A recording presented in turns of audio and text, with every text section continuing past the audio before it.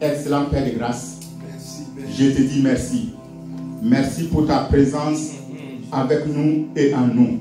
Nous sommes devant ta présence ce matin parce que tu as des conseils à nous donner ce matin, oui Seigneur. Je prie maintenant, oui Seigneur, que nos cœurs se tournent vers toi afin d'être saisis par cette parole de grâce, par cette parole de puissance, oui Seigneur. Oh Papa Père puissant, oui Seigneur, comme tu l'avais dit à Paul, oui Seigneur. Oh que maintenant, oui Seigneur, que tu nous remplis de la sagesse maintenant, la sagesse pour comprendre les choses de Dieu. Que ton nom soit béni, Papa. Merci pour tout ce que tu fais. Merci pour ces moments bénis. Papa, au nom de Jésus, oui Seigneur, que toi-même tu enseignes ton peuple ce matin. Que toi-même tu parles au cœur de ton peuple ce matin. Père puissant, oui Seigneur, au nom de Jésus, oui Seigneur, je prie maintenant que tout ce qui fait opposition maintenant, j'ordonne à ces puissantes ténébreuses-là de quitter ces lieux au nom de Jésus. Que maintenant les cœurs soient disposés, que les cœurs soient disposés à recevoir cette parole de grâce au nom puissant de Jésus. Alléluia, Amen, Amen, Amen. Amen, Dieu soit loué. Amen. Donc nous allons parler sur un sujet. Alors, le thème c'est quoi? Les sujets de prière des Éphésiens. Alléluia. Éphésiens, c'est un livre que l'apôtre Paul a écrit et nous allons nous entretenir sur les prières qu'il a fait aux Éphésiens. Et nous avons les références dans le livre de Jérémie 33, verset 3, où Dieu parle à son serviteur et lui dit: invoque-moi, je te répondrai, je t'annoncerai des grandes choses, les choses cachées que tu ne connais pas. Amen. Voici ce que Dieu dit à son serviteur Jérémie: invoque-moi, je vais te répondre. Nous allons dire peut-être nous invoquons le Seigneur, mais il ne nous répond pas. Comment est-ce que nous invoquons le Seigneur? Il dit il va nous répondre et il va nous annoncer des choses cachées, les choses que nous ne connaissons pas. Luc 12, verset 2 à 3. Ça c'est le Maître Jésus qui parle. Il dit: car tout ce qui est tenu secret sera dévoilé, et tout ce qui est caché finira par être connu. Ainsi, tout ce que vous aurez dit dans l'obscurité sera entendu ouvertement en plein jour. Et tout ce que vous aurez chuchoté dans le creux de l'oreille, derrière les portes bien closes, sera crié du haut des toits et en terrasse. Amen. Amen. Éphésiens 1, verset 17. Ça, c'est l'apôtre Paul qui parle. Et il dit: afin que le Dieu de notre Seigneur Jésus, le Père de gloire, vous donne un esprit de sagesse et de révélation dans sa connaissance. Amen. Donc ces trois versets nous montrent que nous devons tourner nos regards vers le Seigneur, parce que c'est lui qui peut nous donner les bonnes informations et les informations qui vont transformer nos vies d'une manière positive. Alléluia. Amen. En introduction, nous voyons que l'apôtre Paul est cet apôtre-là qui, malgré qu'il n'avait rien fait qu'on puisse dire, il se trouvait dans la prison. Mais malgré qu'il était dans les prisons, c'est lui qui, au lieu que les gens l'encouragent, le consolent, c'est lui qui encourageait ceux qui sont hors de la prison. Entre les deux, celui qui est en prison et celui qui est libre, qui doit encourager qui? Mais nous voyons ici que cet homme, c'est comme si la prison, c'était un bien pour lui. C'est quand il était dans la prison qu'il a pu écrire beaucoup de choses aux différentes églises. Et il envoie à l'église d'Éphèse. Il dit: quand vous allez lire, vous envoyez à l'église de Colosse et ainsi de suite. Et Colosse aussi va recevoir les lettres. Après, ils vont envoyer à l'église d'Éphèse. Donc cet apôtre-là, il enseignait les Éphésiens. Et quel est l'enseignement qu'il donne? Il dit, Éphésiens 1, verset 15 à 20. Paul dit aux Éphésiens: c'est pourquoi, moi aussi, ayant entendu parler de votre foi au Seigneur Jésus et de votre amour pour tous les saints, je ne cesse de rendre grâce pour vous, faisant mention de vous dans mes prières, afin que le Dieu de notre Seigneur Jésus, le Père de gloire, vous donne un esprit de sagesse et de révélation dans sa connaissance, qu'il illumine les yeux de votre cœur, pour que vous sachiez quelle est l'espérance qui s'attache à son appel, quelle est la richesse de la gloire de son héritage qu'il réserve aux saints, et quelle est envers nous qui croyons l'infinie grandeur de sa puissance, se manifestant avec efficacité en vertu de sa force. Il l'a déployé en Christ en le ressuscitant des morts et en le faisant asseoir à la droite à sa droite dans les lieux célestes. Éphésiens 1, verset 15 à 20. Alléluia. Amen. Donc beaucoup de gens, lorsqu'ils lisent ces livres, ils passent rapidement. Il se dit que ce livre est compliqué. Il ne fait pas méditer là-dessus. Par contre, Dieu nous révèle à travers son serviteur des prières très importantes dans ces versets. Alléluia. Ces prières, ce sont des prières qui ne ratent pas. Ce sont des prières que quand tu pries, tu as l'exaucement 100%.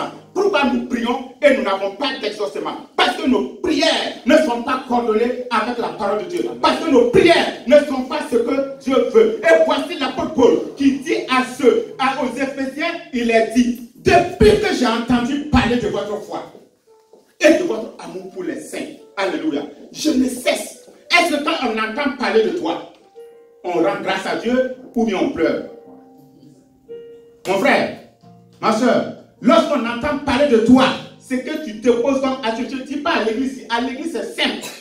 On peut être droit à l'église. Parce que c'est pour quelque temps. Pour être droit, ça, c'est pas un problème. À l'église, je me fais droit et puis après, je rentre, je fais ce que je veux. Donc, est-ce que quand on entend parler de toi, les actions que tu es en train de poser dans ton quartier, dans ton service, où tu es, lorsqu'on entend parler de toi, est-ce que la personne qui entend parler de toi rend grâce à Dieu ou bien il pleure dans son cœur? L'apôtre Paul était en prison. Il dit que quand j'ai entendu parler de vous, Éphésiens, je ne peux qu'être dans la joie parce qu'on m'a parlé de votre foi au Seigneur Jésus. On m'a parlé de votre foi au Seigneur Jésus et de votre amour pour les chrétiens et de votre amour pour les hommes de Dieu. Alléluia.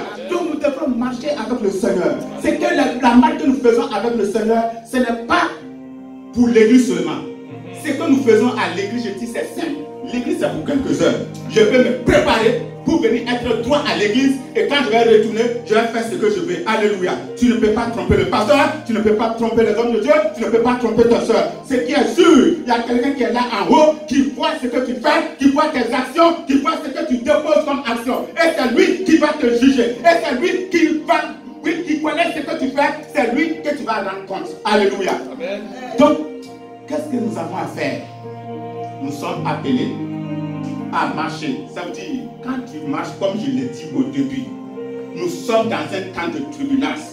Et dans le temps de turbulence, tu es appelé à te connecter. Ne fais pas que ton marche, la manière que tu marches avec le Seigneur, soit à la fin une défaite pour toi. Alléluia. Tu aurais passé tout ce temps pour rien. Alléluia. Vous avez vu, la femme d'un homme de Dieu, elle n'était pas malade. Elle n'était pas malade. Un coup, elle est partie. Ça ne vous enseigne pas. Ça ne vous dit rien. Réfléchissons. Imagine-toi. Moi, je dis que je suis chrétien. Et quand je ne suis pas avec les frères, je fais des choses qui ne sont pas bien. Je vole, je commets l'adultère, je fais des choses qui ne sont pas bien. Et que le Seigneur vienne me prendre en ces lieux. Ça veut dire que tu aurais trompé qui? Tu t'es trompé toi-même. Alléluia. Donc nous allons voir ici les 6. Dans ce chapitre-là, il y a 6 étapes. Nous allons voir ces 6 étapes. Les 6 étapes, la première c'est quoi? Rendre grâce à Dieu avec un cœur plein de reconnaissance. Deuxième étape, la sagesse et la révélation dans sa connaissance. Troisième étape, de prier pour que les yeux de la compréhension s'ouvrent et qu'elles soient illuminées. Quatrième étape, pour connaître ton appel, notre appel. Cinquième étape, pour connaître la richesse de son héritage pour les saints. Sixième étape, pour prier et pour connaître la connaissance de Dieu. Alléluia. Et c'est ce que nous allons voir dans notre message du jour. Amen. Amen. Le peuple de Dieu est là? Amen.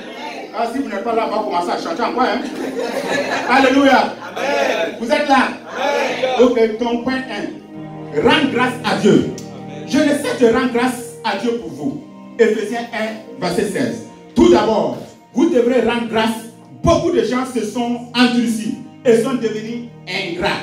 Il est agréable de rencontrer quelques personnes reconnaissant parmi la masse des gens ingrats dans ce monde. La première chose à faire selon cette formule de prière est donc de passer du temps à remercier le Seigneur dans la prière, de prier pour sa bonté, de prier pour sa miséricorde, remercier le Seigneur pour sa protection de tous les jours, remercier le Seigneur pour ce qu'il nous donne. La liste n'est pas limitée. Par exemple, dans 1 Thessaloniciens 5, verset 18, il est dit, rendez grâce en toutes choses, car c'est à votre égard la volonté de Dieu pour vous. Amen. Amen. Ce verset ne dit pas de remercier Dieu pour, mais de remercier Dieu en toutes choses. Amen. Amen.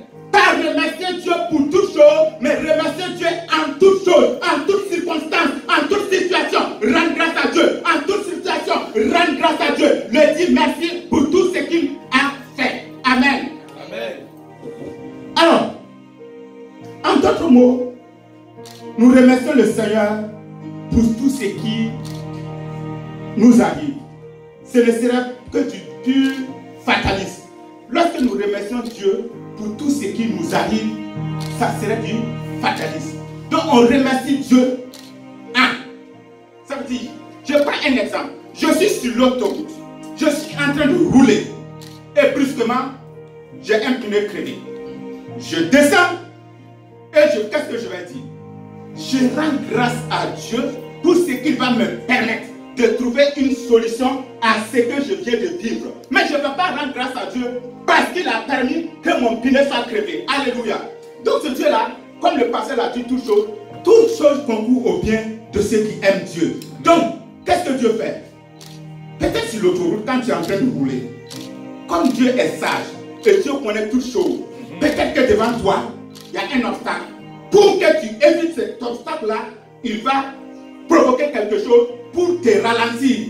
Le temps que tu arrives, l'obstacle sera passé. Alléluia. C'est pourquoi en toute chose, rends grâce à Dieu. Peut-être que tu vis une situation. Peut-être que tu travailles une situation. Au lieu de rendre grâce à Dieu, au lieu de bénir le Seigneur pour ta situation, au lieu de rendre grâce à Dieu pour les choses que tu traverses, la situation, parce que Dieu a toujours une solution à toutes choses, toi tu es en train de t'inquiéter. Tu es en train de murmurer. Dieu n'aime pas les murmures. Laisse-moi te dire que le peuple de Dieu n'est pas rentré dans la terre promise parce qu'ils ont murmuré, parce qu'ils ont refusé d'écouter ce que la parole de Dieu a dit. Alléluia. Nous sommes ici à l'église Saint-Bethel et je sais compter sur vous qu'en toute situation, nous allons rendre grâce à Dieu. En toute situation, nous allons le bénir. En toute situation, nous allons le célébrer. Car la parole de Dieu dit, Dieu est dans la louange de son peuple. Psaume 22, verset 4. Alléluia. Lorsque je passe par des difficultés, lorsque je passe par des situations compliquées, je dis merci à Seigneur. Je dis merci au Seigneur. Parce que oui, Seigneur, il a la solution à ce que je traverse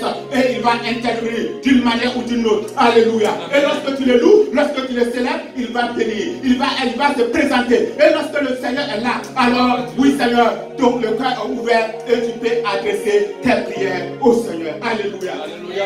Que le Seigneur soit béni. Amen. Amen. Point 2. Il faut crier au Seigneur pour la révélation. Alléluia. La deuxième étape importante est de crier vers le Seigneur pour la révélation. C'est l'un de mes sujets préférés de prière. Vous savez peut-être quelque chose, mais jusqu'à ce que cela vous soit révélé dans un sens plus profond, vous ne le savez pas vraiment. Il y a une différence entre la connaissance de la tête et la connaissance par révélation. Afin que le Dieu de notre Seigneur Jésus-Christ, le Père de gloire, vous donne un esprit de sagesse et de révélation dans sa connaissance. Éphésiens 1, verset 17. J'ai toujours su qu'il est dangereux de conduire très vite. Nous tous le savons. On sait que conduire très vite, c'est pas bon. Mais pourquoi souvent, quand nous sommes sur la route, on voit des gens qui viennent nous passer comme si on était arrêtés. Il y a quelque chose qui est là. La parole de Dieu dit, c'est pas la parole de Dieu. Il y a un panneau qui signalait que la vitesse qui fait rêver est la vitesse qui tue. Et voici un homme de Dieu qui s'appelle Dan. C'est un homme de Dieu du Ghana. Il dit que lui voyageait à l'intérieur du pays. Ça veut dire qu'il a quitté un point A et il partait vers un point B. Et sur la route, qu'est-ce qui se passe? Tellement qu'il roulait en vitesse. Et comme tu ne contrôles pas tout, brusquement un cycliste apparaît devant lui. Le temps de freiner, il s'est retrouvé en train de faire des tonneaux. Alléluia. Donc il dit que ça a été une révélation pour lui. Donc, ça a donné carrément un enseignement pour dire que non, si tu roules, toi, tu as confiance peut-être en ton vécu, tu as confiance en toi, mais il y a des situations qui peuvent rentrer devant toi et ces situations-là peuvent te détruire. Nous-mêmes, on a vécu ça lorsqu'on était en train de partir à Lomé, puisque je le dis tous les jours, j'étais apprenti dans le gros camion. Et lorsque nous étions en train de rentrer dans Lomé, voici quelqu'un qui apparaît sur la voie et en même temps, quand le chauffeur a freiné, on est rentré dans le trou. Et on fonçait sur une maison. Arrivé là-bas, c'est comme quelque chose a pris la tête et a tourné la tête comme ça de mon côté et s'est tapé. C'est là que j'ai le truc au nez et puis j'avais des blessures sur les genoux. Donc, et la personne, on n'a plus revu. Depuis ce jour, j'ai dit non. Moi, je ne freine plus devant quelqu'un. Si je vous roule, si tu viens, je te crois en même temps que je continue. Parce que, avant de l'éviter, on allait. Ce jour-là, c'est une dame, je ne sais pas, elle est venue me soigner, tout ça là. Donc, ça vous dit quoi? Il y a des choses, quand tu les traverses, ça devient en même temps une révélation pour ta vie. Amen. Amen. Cet homme dit que c'est devenu une révélation pour sa vie. Donc, ça veut dire quoi? Ce qu'il a vu, il ne va plus jamais rouler en vitesse. Alléluia. Donc, il dit encore, quand il avançait un jour, il roulait maintenant cette fois-ci à 90. Ça veut dire qu'il respectait les choses. Et pendant ce temps, voici 3 personnes sont venues passer à côté de lui. Comme s'il était arrêté. Et chaque fois on le prend ici. Il vient, il passe. Comme si toi, tu ne roules même pas. C'est quoi? Pourquoi? Parce qu'ils n'ont pas encore eu la révélation. Lorsqu'ils vont aller croiser quelqu'un qui vient de faire un accident et puis il est en train de mourir là. La révélation là va rentrer dans leur vie et plus jamais on va parler de dérouler doucement. Ça devient directement un enseignement pour toi. Amen. Amen. Plus on prie pour la révélation, on comprend mieux la parole de Dieu. La chose primordiale qui nous fait avancer dans notre marche avec Dieu est la révélation que nous avons eue de sa parole. Quand vous avez eu la révélation, vous changez. Le signe clé de la révélation est un changement de votre vie. Chaque année, j'ai une révélation plus profonde et plus progressive de la parole de Dieu. Moi, j'aime beaucoup le livre des Proverbes. Je ne sais pas combien de fois je peux dire que j'ai lu ça. Au début, j'ai dit, je ne comprends rien, mais je dis, ce n'est pas grave, je continue. Donc, je vous encourage. Chacun doit avoir un livre que lui aime et puis il faut le lire tous les jours. C'est-à-dire, au fur et à mesure que tu le lis, au fur et à mesure que tu le lis, tu auras la révélation, tu auras la compréhension. Et c'est la révélation, ce qui est réservé et ce qui est révélé là, c'est ça qui t'apporte la délivrance. C'est ça qui t'apporte la guérison.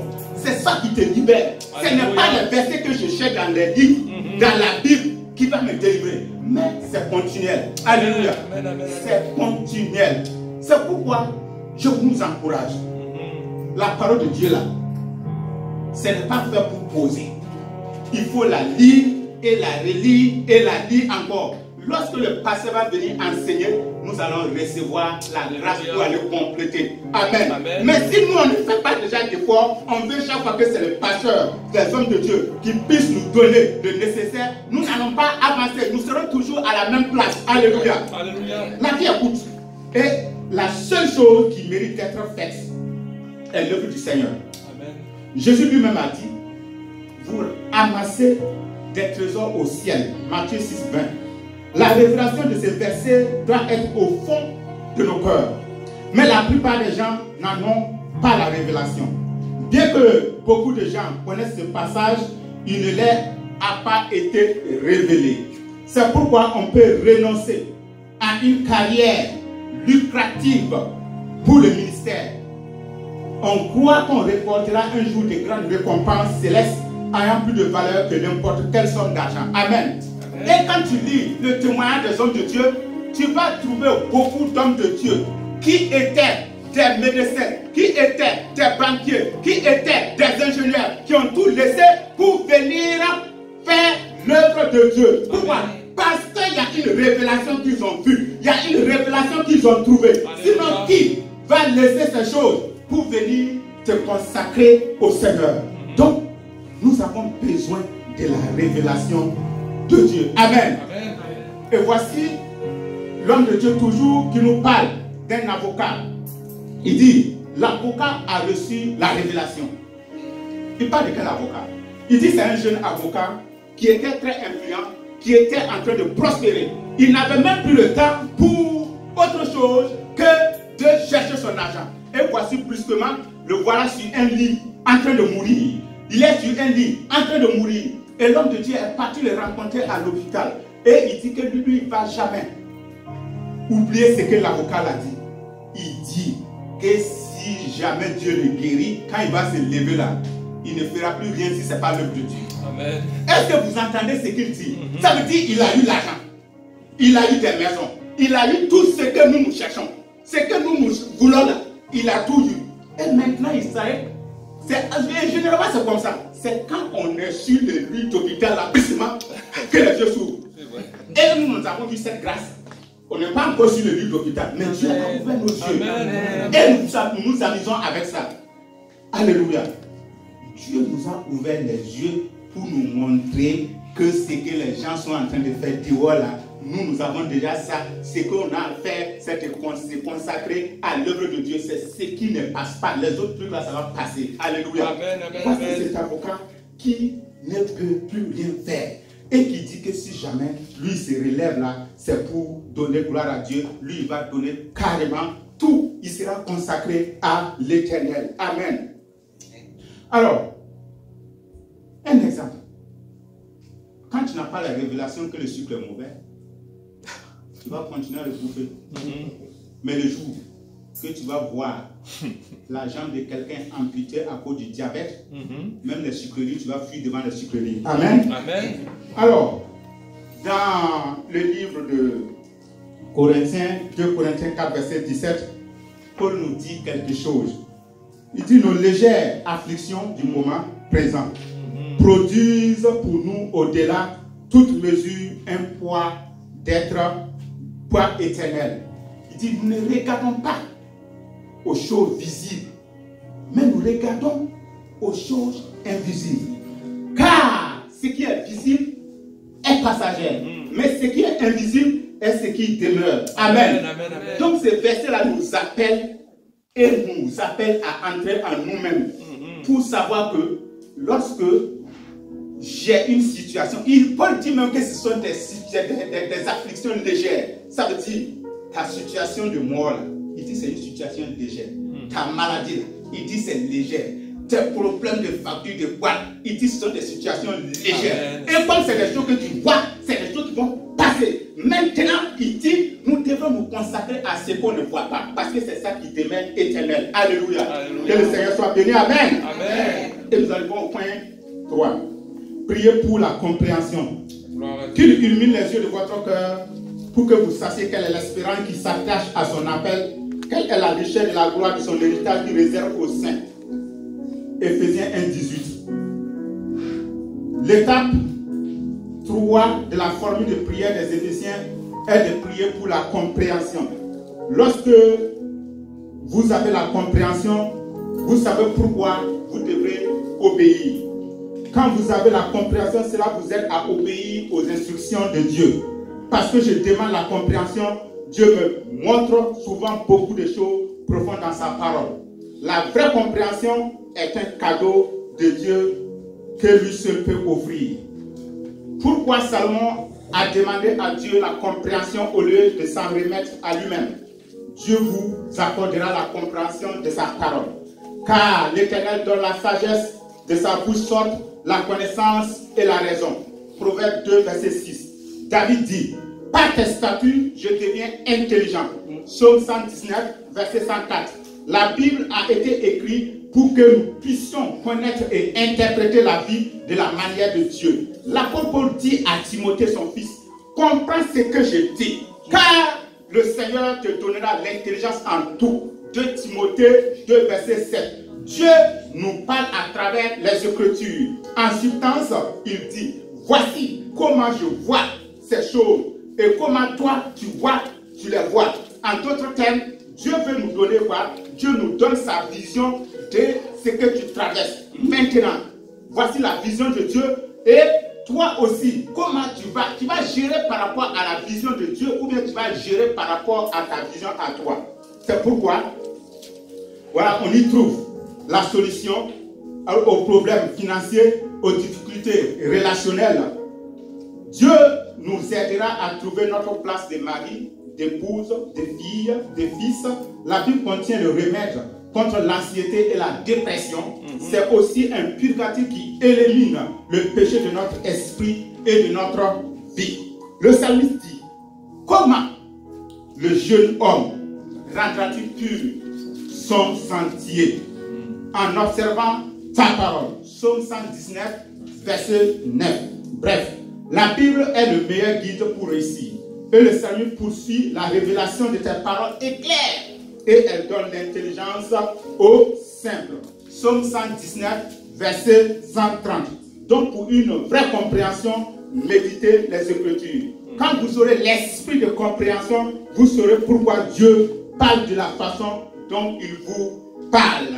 Beaucoup de femmes chrétiennes ne sont pas disposées à faire leurs devoirs dans leur mariage. La raison est qu'elles n'ont pas la compréhension des devoirs d'une femme. Je remarque que la révélation de l'importance des devoirs d'une femme prend vie quand la stratégie frappe le mariage. Amen. Amen. Alors, nous voyons un homme de Dieu, David. David n'a pas eu la révélation. Il n'a pas compris le verset de Exode 20, verset 14, où la parole de Dieu dit « Tu ne commettras pas d'adultère ». Il avait déjà lu ça. Et il sait que c'est écrit. Mais David s'est dit, comme moi je suis un roi là, peut-être que ce verset-là ne me concerne pas, les femmes des autres là, je peux les prendre quoi. Et il allait prendre la femme de lui. Et voici, il a mis le feu dans sa famille. Amen. Mais ce qui est grave, c'est quoi? Ça veut dire quand tu désobéis, tu abandonnes, tu connais la parole de Dieu, tu abandonnes. Le problème là, si c'était toi encore seul là, ça va. Mais c'est que tu vas troubler ta famille. David a fait son, avec l'adultère qu'il a commis, il a troublé toute sa famille. Amen. Mais voici quand même un homme, Joseph, dans Genèse 39, verset 9, lui, il a compris l'Exode 20, verset 14, tu ne commettras pas l'adultère. C'est pourquoi, quand la femme de Potiphar est venue vers lui, il a dit non, couche avec moi. Tu vois, je vais te donner des millions. Mais Joseph dit que non, ça ne se fait pas. Et Joseph avait la révélation. Il savait que ce que Dieu l'avait promis, ça dépasse les millions que la femme allait lui donner. Amen. Amen. Ça dépasse les millions. Parce qu'il allait prendre peut-être 20 millions. Et pourtant, que quand il va obéir, ce qu'il va avoir là, c'est des milliards. Voilà quand il a obéi où Dieu l'a mis. Amen. Et maintenant, nous sommes là aujourd'hui. Quand on nous flatte, et puis allez, on est dedans. Et puis on dit que nous, on a eu. Et je vais parler de nos jeunes. Vous voyez, quand la parole de Dieu dit de ne pas faire fornication, ce n'est pas pour Dieu d'abord. C'est pour toi. C'est pour ton bien. Il ne dit pas, voilà si tu fais ce qui va t'arriver. Il dit ne fais pas. Maintenant, à toi de chercher la révélation. Si je fais, qu'est-ce qui va m'arriver? Maintenant, si tu vois ce qui va t'arriver, personne ne va même te parler. Tu vas, c'est toi qui vas parler. Et tu vas conseiller aux gens de ne pas faire. Amen. Pourquoi? Voici la jeune fille qui est là. Qui a une étoile, elle va briller. C'est ce que Dieu dit. Tu vas briller. Et voici un sorcier qui a vu ton étoile aussi, qui sait que tu vas briller. Qu'est-ce qu'il va faire? Il va venir par la ruse pour te séduire, essayer de te donner des millions, essayer de te donner une maison pour pouvoir aller avec toi. Toi, tu penses que c'est ça seulement. Mais il y a le spirituel qui est dedans. Les relations là, il y a le spirituel qui est dedans. Il retire tout ce qui a de bon en toi et il te met les démons. Il te met tout ce qui est mauvais. Et maintenant, oui, tu vas avoir la maison, tu vas avoir peut-être la voiture, mais après tu vas souffrir. Donc, quand il dit de ne pas forniquer, ça veut dire tout ça là c'est compris dedans. Tout ça là c'est compris dedans. Donc il faut avoir la révélation de ce que Dieu veut dire à travers ne pas forniquer, ne fais pas l'adultère. Celui qui commet l'adultère, c'est comme quelqu'un qui a pris le feu et qui a mis sur son habit. Amen. Et ça va te brûler. Et si ça va te brûler seulement, mais je suis d'accord. Mais ta famille, tes enfants. Vous voyez? Amen. Amen. Nous arrivons au point 4. Priez à propos de votre appel.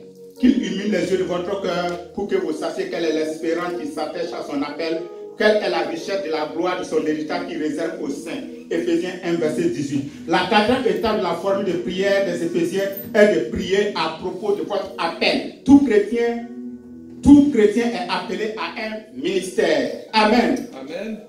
Car nous sommes son ouvrage ayant été créé en Jésus-Christ pour de bonnes œuvres que Dieu a préparées d'avance afin que nous les pratiquions. Éphésiens 2, verset 10. Les chrétiens n'ont pas été recréés pour rien. Dieu veut que chacun de nous réponde à son appel divin. Nous sommes appelés à faire de bonnes œuvres. Nous sommes appelés à être stables, lumière, à toujours abonder dans l'œuvre du Seigneur. Je regarde les chrétiens modèles qui participent au service après le service et le christianisme est devenu une sorte de rituel pour beaucoup de gens. Ils se contentent d'aller à l'église, de chanter les cantiques et d'écouter un sermon de 30 minutes, mais il n'y a plus que cela dans l'appel de Dieu. Quand on devient chrétien, tu regardes l'église et tu te trouves quelque chose. Tu te rejoins à un groupe pour faire l'œuvre de Dieu. Amen. Pour faire ce pourquoi Dieu t'a appelé. Amen. Amen. Il faut te rendre utile. Amen. Quand on dit de te rendre utile, ce n'est pas nous qui sommes toujours devant, qui sont importants. Non, non, non, non et non. Il y a quelqu'un qui peut être derrière, qui, on ne le voit pas, mais qui est plus important. On raconte l'histoire d'une femme qui était dans une église. Elle était un peu âgée. Elle était derrière. Elle était assise. Mais son appel, c'était pour le pasteur et pour l'église. Et quand elle faisait ça, tout marchait à merveille. Amen. Mais un jour, elle est tombée malade. Et comme elle n'est pas venue se présenter, elle n'est pas chose, on ne le connaît pas comme ça. Mais maintenant, comme l'église était en train de se vider, le pasteur se posait des questions. Comment est-ce que ça se passe? Alors, Dieu va lui dire, la dame qui était derrière, je l'ai envoyée pour qu'elle prie pour toi, pour qu'elle prie pour l'église. Elle ne vient pas vous demander pas. Ils se sont renseignés, ils ont demandé. Ils sont allés trouver que la dame était malade, elle était couchée. Le pasteur l'a pris, ils sont allés le soigner, et puis on l'a ramené dans l'église, et l'église a commencé à prospérer. Amen. C'est pour dire quoi? Ce n'est pas tous ceux qui sont toujours devant qui sont importants. C'est vrai, ils sont importants, mais pas plus que vous. Amen. Nous sommes tous importants. Amen. Pour l'œuvre de Dieu. Amen. Alléluia. Regarde même le corps. Quand tu regardes le corps, là, il y a quelque chose qui est derrière nous. Lui, on ne le voit pas. Mais il est important comme ta bouche qui parle. Il est important comme tes yeux qui voient. S'il refuse de faire sortir ce que tu manges là, tu vas transpirer chez toi là-bas. Amen. Donc c'est pour dire quoi? Nous tous, nous sommes importants. Mettons les mains dans les mains. Amen. Et avançons avec le Seigneur. Alléluia. Que le Seigneur soit béni. Amen. Amen. Donc cet homme-là, il nous fait du bien, le Dieu merveilleux, le Dieu excellent. Il dit que lorsqu'il était en voyage, je parle du pasteur Dag, à Londres, un jour, il a pris un taxi et le taximan le demande, d'où viens-tu? Il dit, je viens d'atterrir dans cette dame. Il dit, ah, là-bas c'est bien, il y a beaucoup de prostituées là-bas. Tu as passé de bons moments? Il dit, non, nous on ne fait pas ça. Il dit, tu es sûr? Tu es sûr? Est-ce que tu es vraiment sûr? Il dit oui. Pourquoi? Parce qu'il y a des gens qui ont déjà gâté nos noms. Amen. Amen. Il ne faut pas être celui qui va gâter le nom des chrétiens. Il ne faut pas être le nom de celui qui va gâter le nom des serviteurs. Amen. Alléluia. Il faut que quand on te voit, la manière que tu agis, la manière que tu fais, quand on voit une autre personne là-bas, on dit vraiment, ce sont des disciples de Jésus. Alléluia. Alléluia. Donc il a dit, non, on ne fait pas. Mais il n'a pas eu le temps d'expliquer quand ils sont arrivés et lui devrait descendre, le taximan va continuer. Amen. Et maintenant, l'explication qu'il donne, il dit oui, le taximan a soulevé une question très importante. Pourquoi? Pourquoi les chrétiens ne se voient-ils pas déjà? Pourquoi ils ne meurent pas? Ça veut dire, il dit, si tu es chrétien, ça veut dire tu crois au paradis. Donc, il faut mieux te tuer et puis tu vas aller au paradis.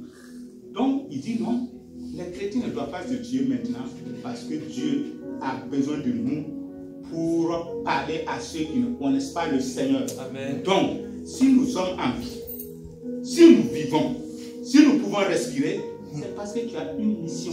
Amen. Nous avons une mission. Alléluia. Et il faut qu'on accomplisse cette mission. C'est pourquoi encore nous sommes sur la terre. Amen. Et ce matin, j'écoutais un message dans les tours de Masso où la dame qui donnait le message dit que non. Souvent, nous, on croit qu'on aime les gens là plus que Dieu. Dieu qui t'a créé. Dieu qui t'a créé. Est-ce que son mari ou soit toi, tu peux aimer Dieu, tu peux aimer quelqu'un plus que Dieu?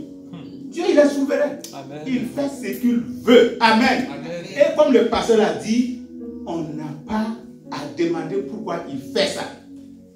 Quand tu ne connais pas, rends grâce à Dieu, ou soit tu te tais. Amen. Amen. Amen. Ce qui sera pour toi une bonne chose. Amen.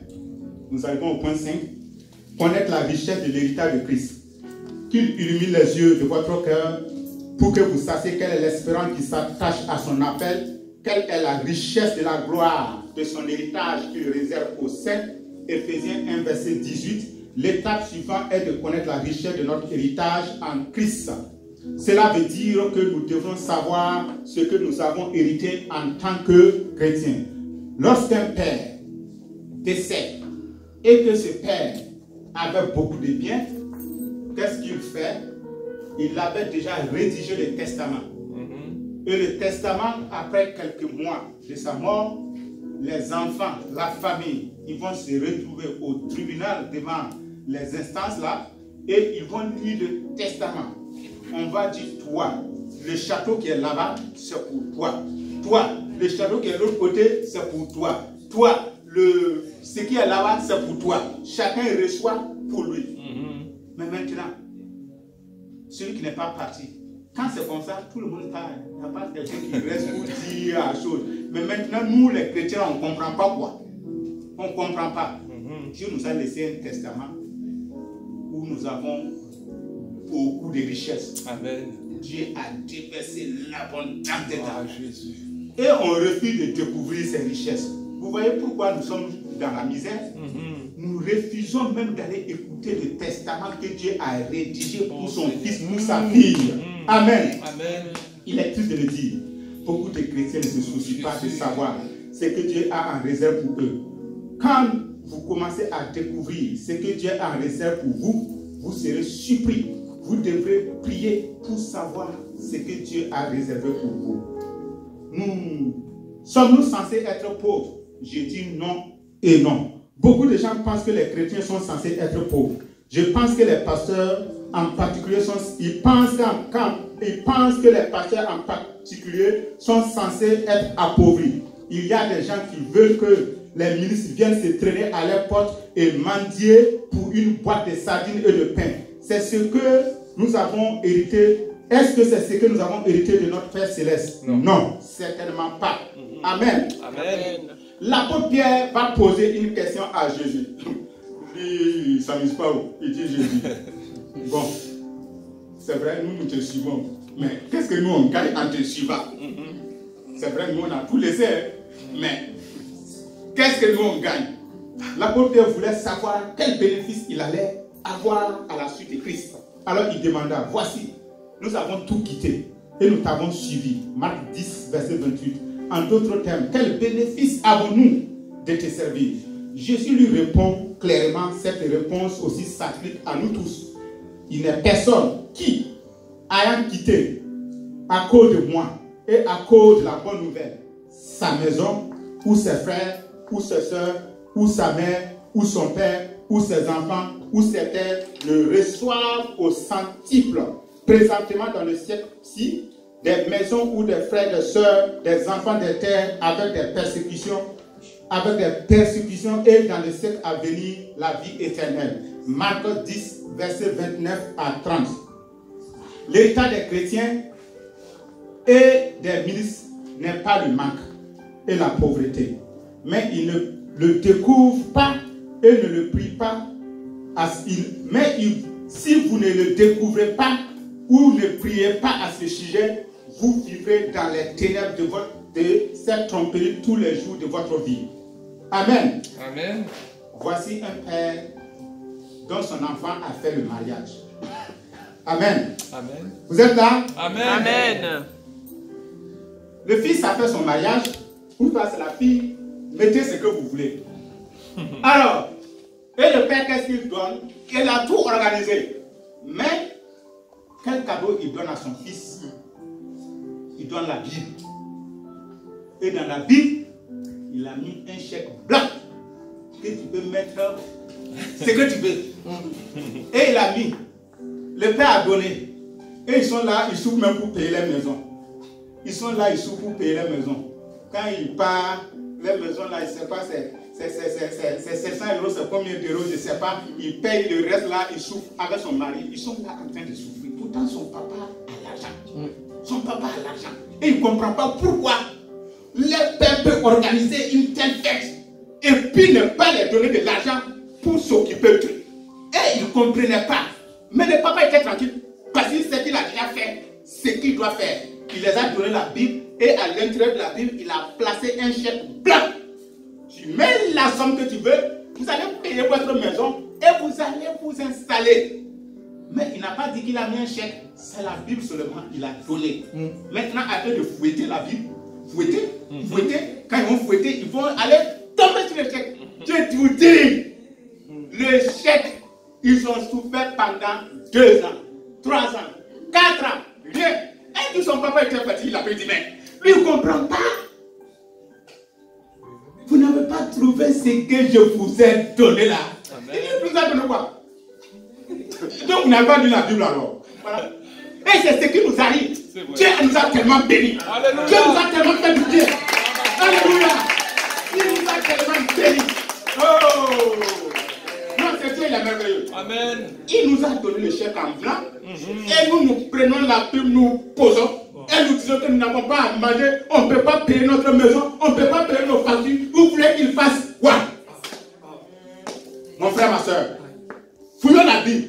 Nous allons découvrir que Dieu nous a déjà bénis. Et c'est qu'il a continué de nous bénir. Amen. Et continue de nous faire du bien. Amen. Amen. Donc tu prends ton chèque et tu mets, si c'est 1 milliard d'euros que tu veux, tu mets. Amen. Tu vas payer ton château, tu vas payer ta maison. Tu vas payer ta voiture, tout ce que tu veux, et tu vas le célébrer. Alléluia. Amen. Amen. Parce que le Père reste toujours le Père. Amen. Il aime ses enfants. Il ne peut pas organiser une telle fête et puis ne pas les bénir. Amen. Amen. Nous arrivons au point 6 et c'est notre dernier point. Connaître la grandeur de la puissance de Dieu. Et quelle est envers nous qui croyons l'infinie grandeur de sa puissance? Éphésiens 1, verset 19. La dernière étape de la formule de prière des Éphésiens est de prier pour connaître la grandeur de la puissance de Dieu. Certains chrétiens ne veulent rien voir avec la puissance de Dieu. Dans les derniers jours, la Bible enseigne que certains auront la forme de piété, mais ils réuniront la réalité de la puissance de l'évangile. 2 Timothée 3, verset 5. L'une des choses pour laquelle vous devrez prier est de connaître la puissance du Saint-Esprit. Il existe 2 types d'églises dans le monde. Les églises enseignantes et les églises de puissance. Certaines églises mettent l'accent sur l'enseignement de la parole et n'ont rien à voir avec la puissance de Dieu. C'est une erreur. Vous ne pouvez pas enlever les miracles de la Bible. Sans les miracles de la Bible, tout ce qui nous reste est de la littérature philosophique. Amen. C'est pourquoi, c'est parce que les gens ne croient pas en la puissance de Dieu qu'ils ont peur d'être sorciers à l'air bizarre et des féticheurs. Amen. Amen. Donc si tu as peur des sorciers, si tu as peur des féticheurs, c'est parce que tu ne crois pas à la puissance de Dieu. Amen. Nous d'autres, on a déjà vu ça. Hein? Nous d'autres, on a déjà vu ça. Au village, voilà quelqu'un qui est mort. On le prend, on l'attache sur la tête, sur 2 personnes. Il y a un devant, un derrière. Et on dit, n'a qu'à montrer celui qui l'a tué. Si tu vois ça là, toi tu vas savoir qu'il y a quelque chose. Ça fait il prend comme ça, il prend pas, il cogne la personne. Au village. C'est vrai. Tu fais quelque chose. Et puis on dit non, on va appeler la pluie. Si tu as vraiment fait ça, tu dis que c'est toi. Hein? Sinon, si on appelle la pluie, même au moment où il ne pleut pas, la pluie va se préparer tout de suite. Et ça va te bombarder. Ça, c'est sur le plan mystique. Et notre Dieu, qui contrôle toutes choses, ne peut pas te visiter, ne peut pas te toucher, ne peut pas te délivrer de sa puissance maléfique. Alléluia. Nous devons prier pour la puissance jusqu'à ce que nous en faisions l'espérance. Vous n'écouterez la puissance de Dieu à moins de prier pour elle. Remerciez Dieu pour les enseignements du dimanche. Remerciez Dieu pour la bonne administration. Cependant, il y a une dimension de puissance dans le christianisme. Et Dieu veut que vous en fassiez aussi l'espérance. Amen. Amen. La parole de Dieu dit quoi? Que Dieu a déployé sa force. Et il allait faire sortir Jésus de la tombe. Et c'est pas sa puissance qu'il a fait ça. Amen. Dieu ne peut pas. Chaque fois j'aime ce verset, il ne peut pas aller prendre quelqu'un qui est déjà dans la tombe et refuser de te guérir, toi qui vis encore. Et refuser de te délivrer. Et refuser de te libérer. Et refuser de te donner la vie. Et refuser de te faire du bien. Amen. En train de te guérir. En train de te faire du bien. Avec celui qui est sorti de la tombe là. Lequel est plus facile? Dieu ne peut pas mettre la main à sec et te laisser vivre dans l'échec. Amen. Amen. Donc, que la puissance de Dieu qui a ramené Jésus à la vie, que la puissance de Dieu qu'il a déployée pour faire sortir Jésus de la tombe là, que cette puissance-là maintenant saisit ta vie. Et que tout ce qui est mort en toi revienne à la vie. Que tout ce qui était défaillant revienne à la vie. Que tout ce qui était mal soit restauré, au nom de Jésus. Que tout ce qui ne va pas dans Dieu soit transformé à la gloire de Jésus. Au nom puissant de Jésus. Alléluia. Amen. Amen. Notre Dieu, il est bon. Notre Dieu, il est merveilleux. Notre Dieu, il est excellent. Et ce Dieu-là, lorsque nous nous abandonnons à lui, il fera toujours de bonnes choses dans nos vies. Amen. Donc, nous allons à la conclusion. Il faut savoir que ce que Dieu fait pour nous, Paul, à travers ses prières, nous montre comment il faut prier. Parce que souvent, nos prières sont souvent orientées sur nous-mêmes. Parce qu'on veut ça, on veut ceci, on veut cela. Mais voyez-vous pas que les gens sont en train de mourir? Ce n'est plus le temps de rigoler. Mets ton cœur dans le Seigneur. Amen. Cherche le Seigneur de tout ton cœur. Merci Seigneur. Et sache une chose, lorsque tu fais cette prière, tu es sûr à 100% que tu auras de l'exaucement. Alléluia. Tu dis, toi qui dis que ta prière, Dieu n'exauce jamais ta prière.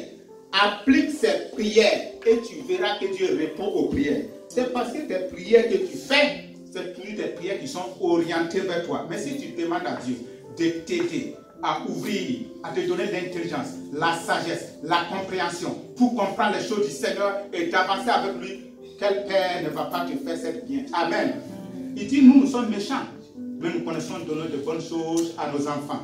Et nous allons lui demander de nous faire du bien pour que nous puissions être avec lui, pour que nous puissions le servir. Amen. Et il va dire, non, je ne le fais pas. Alléluia. Paul, dans sa prière, nous a en quelque sorte amené dans de hauts super.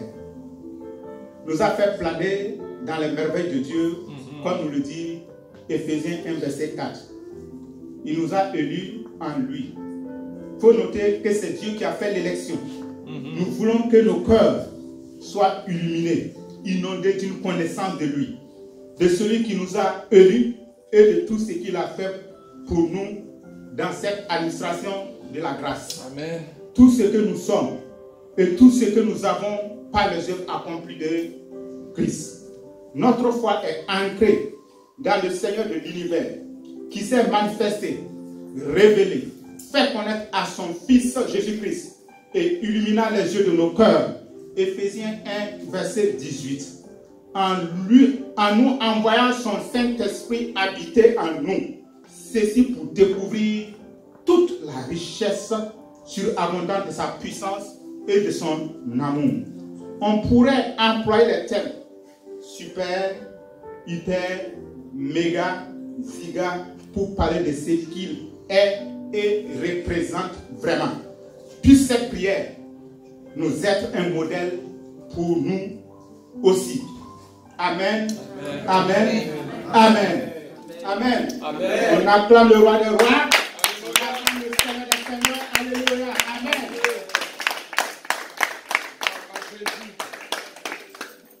À retenir.